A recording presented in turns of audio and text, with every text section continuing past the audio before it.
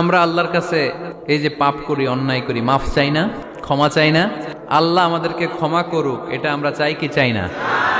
আল্লাহ আমাদেরকে ক্ষমা করুক, এটা আমরা চাই, কিন্তু আমরা আমাদেরকে ক্ষমা করতে পারি না। যদি আল্লাহর কাছে ক্ষমা পেতে চান তাহলে আগে নিজেরা নিজেদেরকে ক্ষমা করে দেন। আল্লাহ, ভুল করছি, আল্লাহ মাফ করে দাও, ক্ষমা করো। আমি ক্ষমা চাইতেছি, কিন্তু আমি ক্ষমা করি না আরেকজন। তুমি ক্ষমা করো না, তুমি ক্ষমা চাও কোন সাহসে?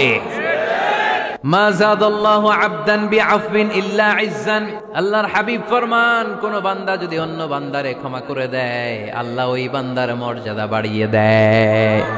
ওয়া ইন তা'ফু ওয়া তাসফাহু ওয়া তাগফিরু ফাইন্নাল্লাহা গফুরুর রহিম। তুমি যদি অন্যরে মাফ করে দাও, তুমি যদি অন্যের ভুল ক্ষমা করে দাও, তোমার ভুলগুলো ক্ষমা করে দিবে কে? আল্লাহুম্মা ইন্নাকা আফুন কারীম। কদরের রাত্রে আমরা পড়ি, আল্লাহ তুমি ক্ষমাশীল, তুহিব্বুল আফওয়া, ক্ষমা করাকে তুমি ভালোবাসো। ফাআফু আন্নি, আল্লাহ তুমি আমারে ক্ষমা করে দাও। আল্লাহর ক্ষমার জন্য দিনরাত চোখের পানি ছেড়ে আমরা কাঁদি, কিন্তু অন্যরে ক্ষমা করতে চাই না। কথাটা বুঝতে পারছেন?